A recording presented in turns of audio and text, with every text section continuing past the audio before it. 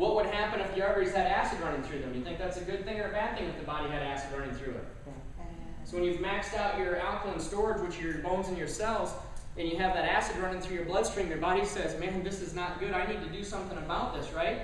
So then what happens is it takes your cholesterol, which is a binding agent to protect the arterial wall, and it lays it down in your arterial walls like a scab, because it wants to protect it from that burning through. So then pretty soon there's no room for your blood to go through. And it happens slowly over time, so it's not something that happens overnight. So when they hang that sign over your head and it says that you got high cholesterol, did you get high cholesterol or have you been doing high cholesterol? So now you have all that cholesterol built up in your arterial walls, and it's harder for your body to push that blood through the vessel.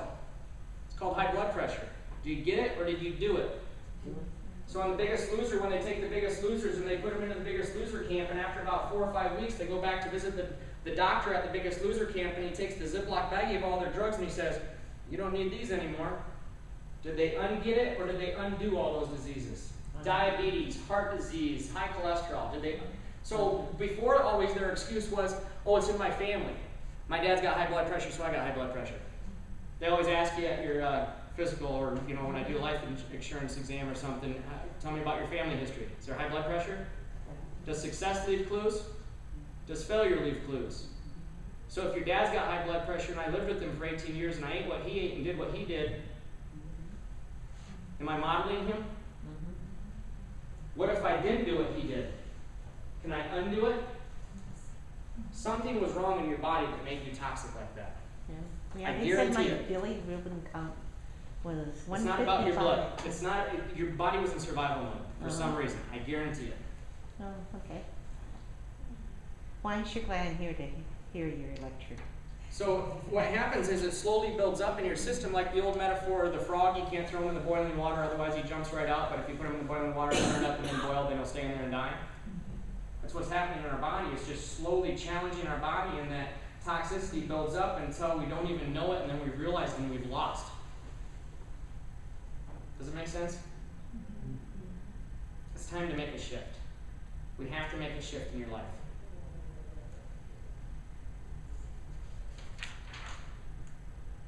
So then there's those freeloaders. The yeast and the molds and the fungus build up in your blood because that's where they live as in an acidic state. The yeast eats all your glucose, which is its energy source. It eats all your sugar. So now you got no energy. Because the yeast are eating. Some of the studies I read, 60 to 75% of all adult Americans are yeast. Candida yeast. 67%. White breads, white pastas, processed foods. That's what your yeast feeds on. When the yeast are done with your sugars, they start to eat your proteins. They literally break down your muscle mass, the yeast. Now you become flabby. It's the acidic environment that feeds all this. So you keep on eating, you're never satisfied, you eat. 1 in 3 are obese, 67% overweight. Who's responsible for that? I am. So what are we going to do about it? Nothing tastes as good as fit, vital, and alive, and full of energy feels. It's time to get a good woman. Yeehaw. Water, you have to superhydrate. A ½ ounce of water per pound of body weight, minimum. Minimum. What? ½ ounce of water per pound of body weight. So if you weigh, you have to do the math, half of you have to drink 8 ounces of water a day, minimum. Then if you exercise for 90 minutes a day, you have to drink more water than that. That ½ ounce of water per pound of body weight is if I just left you in a lazy boy all day long. For your body to go through its metabolic processes, make hormones, split cells, do everything it needs to do. Now get active and sweat and do everything else, you gotta drink more water. How much? As much as 1 ounce per pound of body weight, depending on your activity level. Listen to your body too. That's a lot of water. You got a big body. Listen to your body as well. So if you actually are thirsty, You're in a dehydrated state. Your body's telling you, I need more water. So do the 1/2 ounce per pound of body weight minimum and listen to your body. And if you're thirsty, you need more water. Does that make sense? Mm-hmm. Drink water when you exercise. Yeah, I just didn't know when you're exercising, Correct. how How much much? more? That's what I was asking. Yep.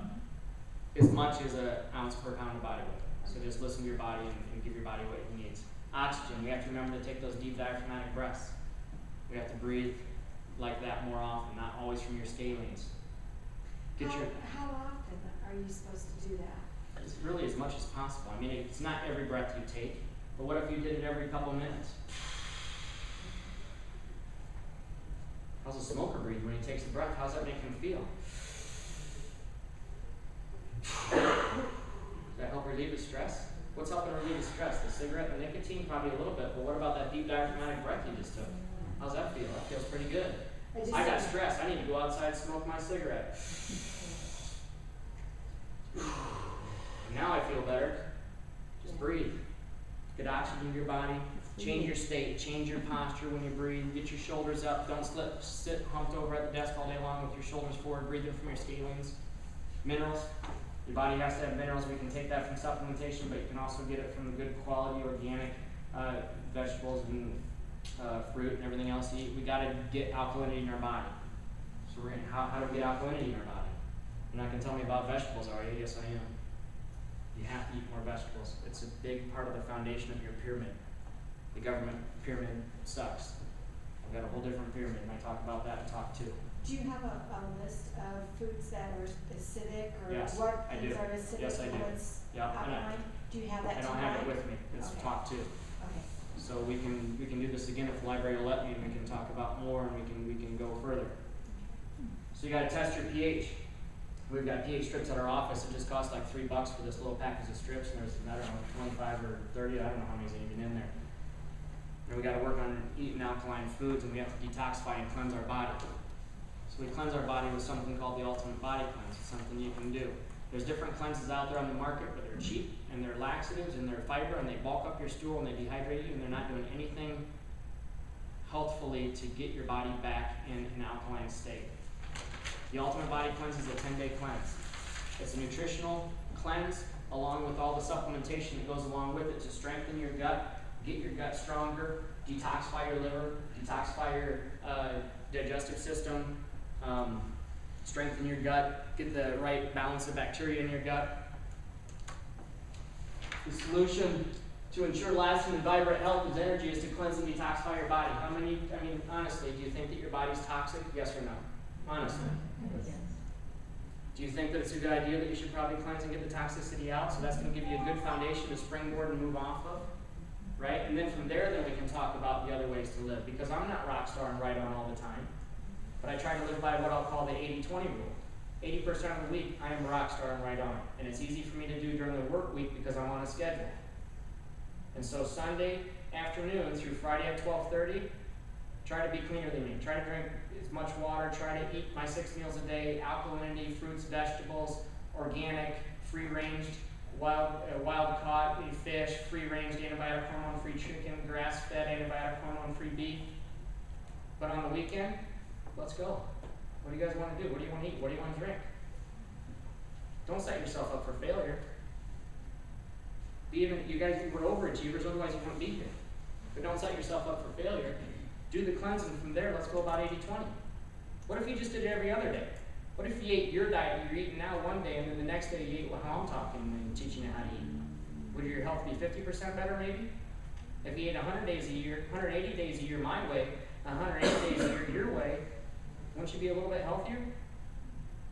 And then as you start to feel better, then maybe you can do it more days on end. Maybe you do 2 days on, 1 day off. I don't care. Don't set yourself up for failure. Don't kick yourself in the butt if you got off track a little bit.